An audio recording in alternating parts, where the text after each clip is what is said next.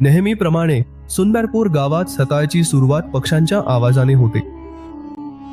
तिथे खेळाच्या मैदानात चिंटू पिंटू त्यांच्या रॉबर्ट सोबत खेळत आहे. बघा, माझा अल्फा रोबोट पॉवर बोर्डवरही चालू शकतो. अरे, माझा रोबोट हवेतही उडू शकतो. साहेब, कृपया मला आत्ताच ऑर्डर द्या. मी तुम्हाला हवेत उडून दाखवतो. चिंटू रोबोटला हवेत उडण्याचा आदेश देतो.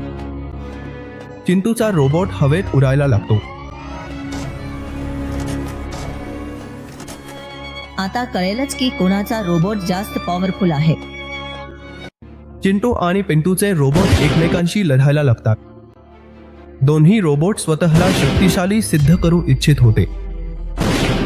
त्यांना माहीत नव्हतं की त्यांच्या गावावर एक मोठी मुसीबत येणार आहे. चिंटू आणि पिंटू देखील अंधिज्ञ होते की त्यांच्या रोबोटवर एक मोठं संकट येणार आहे. दुसऱ्या बाजूला गावात बाकू आणि जोनी एक सुपर ट्रॅक्टर बनवत होते. बाकू उत्साहात आला. हे बघ, माझा नवीन सुपर ट्रॅक्टर. हे सगळे भंगाराचे तुकडे का जोडत आहात? हे मी एक ऑटोमॅटिक ट्रॅक्टर बनवू इच्छितो, ज्यामुळे मी या ट्रॅक्टरने सगळी कामं करू शकेन. भाऊ, हे ट्रॅक्टर नाही, लोखंडाचा भंगार होईल. तुला काहीच माहिती नाही. मी एक शक्तिशाली ट्रॅक्टर बनवत आहे. असा ट्रॅक्टर संपूर्ण गावात कुणाकडेच नसेल. तेवढ्यात आकाशात वीज चमकू लागते. गावात एका लोहाराचा हातोडा हवेत उडू लागतो. इथेच गावात एका मुलाची सायकलही हवेत उडू लागते. तेवढ्यात चिंटू पिंटूचा रोबोट हवेत उडू लागतो. बाळा, तू खाली ये. तू का हवेत उडत आहेस? आता आई, मी खाली येऊ शकत नाहीये. असं वाटतं जसं एखाद्या चुंबकाची शक्ती मला आपल्याकडे ओढत आहे. असं म्हणताच रोबोट त्या चुंबकीय शक्तीकडे जाऊ लागतो. दुसऱ्या बाजूला कवारात एक जोरदार स्फोट होतो. संपूर्ण गावातील लोखंडाच्या वस्तू हवेत उडू लागतात. पाहता पाहता ते कवाड एका मोठ्या मास्टरमध्ये बदलतं आणि त्यातून एक मॅग्नेट मास्टर बाहेर येतो. आता या गावात माझंच राज्य असेल. बाकू, हे तू काय केलंस? तुझा ट्रॅक्टर तर एका मास्टरमध्ये बदलला. जॉनी, मी तर विचार केला होता की या ट्रॅक्टरने मी शेत नांगरीन, पण मला माहित नव्हतं की हा ट्रॅक्टर एका मास्टरमध्ये बदलून संपूर्ण गावावर हल्ला करेल. मॅग्नेट मॉन्स्टर संपूर्ण गावावर हल्ला करतो आणि गावातल्या सगळ्या लोखंडाच्या वस्तू हवेत उडायला लागतात.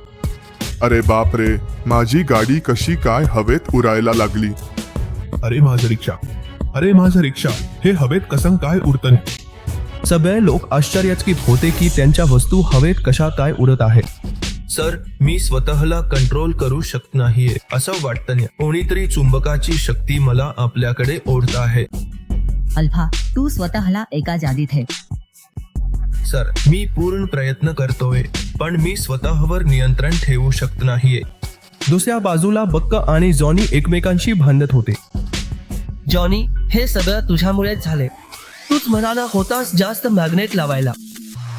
बघ, मी तर म्हणत होतो मॅग्नेट काढा, पण तू माझं एकही ऐकलं नाहीस आणि उलट तू अजून मॅग्नेट जोडतच राहिलास. तूच म्हणत होतास की जास्त मॅग्नेट लावल्याने तुझ ते जास्त पॉवरफुल बनेल. जॉनी, आपल्याला चिंटू पिंटूकडे जावं लागेल आणि त्यांना सगळं सांगावं लागेल. तेच त्यांच्या धाकाने आपल्याला या मास्टरपासून वाचवू शकतात. गो आणि जॉनी धावत चिंटू पिंटूकडे जातात आणि त्यांना सगळं सांगतात. तुम्ही दोघं मिळून गावासाठी नेहमीच काहीतरी अडचण निर्माण करता. चिंटू, तू आमच्यावर नंतर रागव. आधी त्या मॅग्नेट मास्टरला थांबव, नाहीतर तो सगळं गाव उद्ध्वस्त करेल. आपल्याला असं काहीतरी बनवावं लागेल ज्यामुळे तो मास्टर आपल्या चुंबकीय शक्तीने त्याला आपल्याकडे ओढू शकणार नाही. माझ्या तर काहीच लक्षात येत नाहीये. चिंटू पिंटू, तुम्ही नेमकं काय म्हणताय?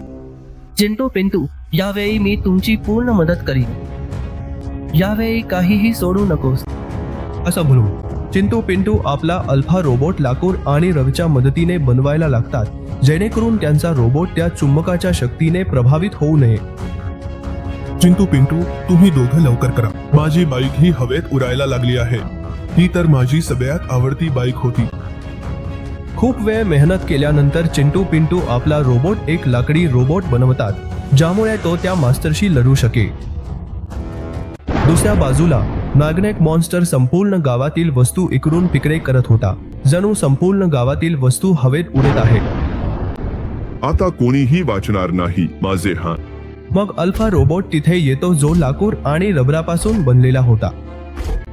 अल्फा रोबोट, या पुरुष मालकावर हल्ला कर आणि त्याला ठार कर. 2. हो साहेब, मी हे मास्टर आताच पूर्ण करेन. अल्फा रोबोट आणि मास्टर यांच्यात लढाई सुरू होते. दोघेही एकमेकाच्या रक्ताचे तहानलेले वाटत होते. मॅग्नेट मास्टरने गावातील सगळ्या लोखंडी वस्तू आपल्या शरीरात सामावून घेतल्या होत्या, त्यामुळे तो खूप शक्तिशाली झाला होता. त्याला हरवणं कुणासाठीही सोपं नव्हतं. दुसऱ्या बाजूला चिंटू-पिंटूने आपला अल्फा रोबोट लाकडाचा बनवला होता, त्यामुळे त्याच्या शक्ती आधीपेक्षा खूपच कमी झाल्या होत्या. रोबोट आणि मास्टरमध्ये खूप जबरदस्त लढाई चालू होती, पण तो रोबोट त्या मास्टरला मारू शकत नव्हता. तेवढ्यात हवेत उडणारा बीटा रोबोट जाऊन त्या मास्टरला चिकटतो. कोणालाच कळत नव्हतं की बीटा रोबोट असं का करत आहे. हा मॅग्नेट मॉन्स्टर थांबवण्याचा फक्त हाच एक मार्ग आहे. मला स्वतःला ब्लास्ट करावं लागेल, जेणेकरून हा मास्टर माझ्या सोबतच मरेल. नको रॉबर्ट, तू स्वतःला ब्लास्ट करू नकोस. आपण दुसरा काही मार्ग शोधू शकतो. चिंटू, हाच एकमेव मार्ग आहे या मास्टरला थांबवण्याचा. तेव्हाच बीटा रोबोट स्वतःला ब्लास्ट करतो. बीटा रोबोट सोबतच तो मॅडन मास्टरही मरतो. संपूर्ण गावभर लोखंडाचे तुकडे विखुरलेले दिसतात. चिंटू पिंटू आपला बीटा रोबोट अशा अवस्थेत पाहून जोरजोराने रडायला लागतात.